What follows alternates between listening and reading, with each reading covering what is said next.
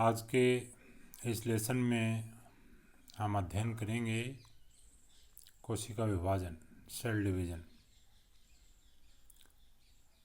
Cell division क्या होता है? The division of chromosome and cytoplasm of a cell into two cells is known as cell division. The cell that undergoes division is termed as parent cell, while the cells derived from the division of a parent cell are known as daughter cell. There are two types of cell division: mitosis and meiosis. Mitosis. The term mitosis was first used by Fleming in 1882. In mitosis, the two chromatids of each chromosome separate and move to the opposite pole of a cell. As a result, the two daughter nuclei produced by mitotic division of a nucleus contain the same number and kinds of chromosome as the parent cell. The process of cell division, whereby the chromosomes are duplicated and distributed equally to the daughter cell, is called mitosis. एक जनक कोशिका का दो संतान कोशिकाओं में विभाजन, जिनमें जनक कोशिका के बराबर संख्या के गुणसूत्र होते हैं, समसूत्रीय विभाजन कहते हैं। Stage of mitosis.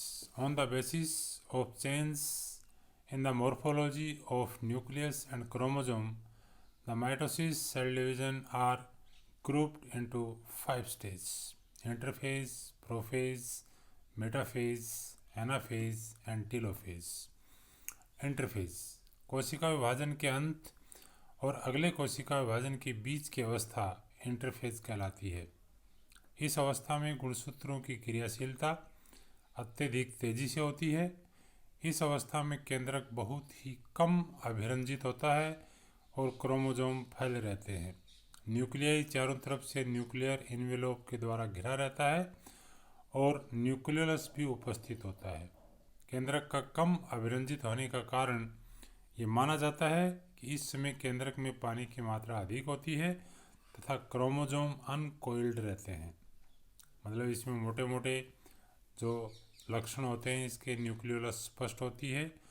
गुणसूत्र अनकोइल्ड, एक अर्ध गुणसूत्र युक्त, लंबे पतले धागों जैसे होते हैं, जिसमें केंद्रक में जाली के रूप में फैले रहते हैं, जिसे क्रोमेटिन नेटवर्क कहते हैं।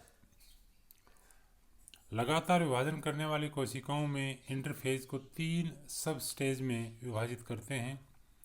जीवन, जिसे फर्स्ट ग्रोथ स्टेज कहते हैं या प्री डीएनए सिंथेसिस स्टेज भी इसको कहते हैं। इस अवस्था में गुणसूत्र अधिक लंबे होते हैं तथा साधारण सूक्ष्मदर्शी से एक दूसरे से अलग नहीं पहचाने जाते। इसमें प्रोटीन एवं आरएनए का सक्रिय संश्लेषण होता है। 30 से 40% समय इसी अवस्था में लगता है। इस अवस्था में डीएनए का सिंथेसिस नहीं होता है। सेकंड है एस, जिसको डीएनए सिंथेसिस फेज भी कहते हैं। इस अवस्था में डीएनए तथा हिस्टोन्स का निर्माण होता है। परिणाम स्वरूप गुणसूत्रों में दो दो क्रोमेटिड्स बन जाते हैं। इस अवस्था में केंद्रक में डीएनए की मात्रा दोगुनी हो जाती है। थर्ड है G2, सेकंड ग्रोथ स्टेज या पोस्ट डीएनए सिंथेसिस फेज भी इसको कहते हैं। इस अवस्था में मेटाबॉलिक तथा संगठनात्मक क्रियाएं होती हैं। आरएनए तथा प्रोटीन का निर्माण होता है। इसमें कुल समय का 10 से 20% लगता है और इस अवस्था में डीएनए का सिंथेसिस बंद हो जाता है। प्रोफेज। प्रोफेज में केंद्रक स्पष्ट तथा अन्य कोशिकाओं की अपेक्षा बड़ा दिखाई देता है। गुणसूत्र डबल, बहुत अधिक लंबे, पतले धागेनुमा रचनाओं के रूप में पूरे केंद्रक में फैले रहते हैं। प्रत्येक गुणसूत्र के 2 अर्धगुणसूत्र स्पष्ट होते हैं। ये अर्धगुणसूत्र केवल सेंट्रोमियर पर जुड़े रहते हैं। गुणसूत्रों में ट्विस्टिंग होता है तथा क्रोमेटिड्स एक दूसरे के चारों तरफ लिपटे रहते हैं, जिसे पारस्परिक कुंडलन रिलेशनल कोइलिंग कहते हैं। गुणसूत्रों में ऐंठन के कारण तथा गुणसूत्रों में से पानी की मात्रा कम होने के कारण क्रोमेटिन कणों के अधिक पास पास आ जाने से गुणसूत्र सिकुड़कर मोटे तथा छड़ के आकार के यानी कि रोड शेप्ड दिखाई देने लगते हैं। गुणसूत्र इस अवस्था पर अधिक गहरे अभिरंजित होने लगते हैं। अगर उनको हम स्टेन देंगे तो वो खूब अभिरंजित होंगे। न्यूक्लियस आरंभ से ही धीरे धीरे समाप्त होने लगती है तथा इस अवस्था के अंत तक लगभग पूर्ण रूप से समाप्त हो जाती है। केंद्रक कला भी धीरे धीरे विलीन हो जाती है। नेक्स्ट स्टेज है मेटाफेज। प्रोफेज में विलीन होते हुए न्यूक्लियस तथा न्यूक्लियर मेम्ब्रेन जब पूर्णतया विलीन हो जाते हैं तथा गुणसूत्र स्वतंत्र रूप से केंद्रक द्रव्य या साइटोप्लाज्म में फैल जाते हैं तो उसे मेटाफेज का आरंभ माना जाता है। मेटाफेज में मुख्य रूप से 3 परिवर्तन देखे जाते हैं। कोशिका द्रव्य में नंबर 1, कोशिका द्रव्य में बिखरे हुए क्रोमोसोम धीरे धीरे कोशिका के मध्य की ओर गति करने लगते हैं तथा सभी गुणसूत्रों के सेंट्रोमियर मध्य रेखा पर एक सीध में पहुंच जाते हैं, परंतु उनकी भुजाएं असंगठित ढंग से कोशिका द्रव्य में फैली रहती हैं। गुणसूत्रों के सेंट्रोमियर जिस पट्टी पर अरेंज्ड रहते हैं उसे इक्वेटोरियल प्लेट कहते हैं। जब गुणसूत्रों की गति इक्वेटोरियल प्लेट की तरफ होती है तो उसी समय स्पिंडल फाइबर्स बनना आरंभ हो जाता है। स्पिंडल फाइबर्स केंद्रक रस से बनता है। स्पिंडल फाइबर्स में लिपिड्स तथा आरएनए के साथ मिलकर प्रोटीन के तंतु बनते हैं। ये तंतु 2 प्रकार के होते हैं। एक वे जो एक ध्रुव से दूसरे ध्रुव तक फैले रहते हैं जिसे सपोर्टिंग फाइबर या कंटिन्यूस फाइबर कहते हैं, तथा दूसरे वे जो ध्रुवों की ओर से प्रत्येक गुणसूत्र के सेंट्रोमियर के दोनों ओर लगे रहते हैं। इन्हें ट्रैक्शन फाइबर या क्रोमोसोमल फाइबर भी कहते हैं। Chromosomal fibre extend from the pole to the centromere of the chromosome. जब कर्षण तंतु पूर्णतया बन जाते हैं तो गुणसूत्रों के सेंट्रोमियर भी लंबाई में विखंडित हो जाते हैं।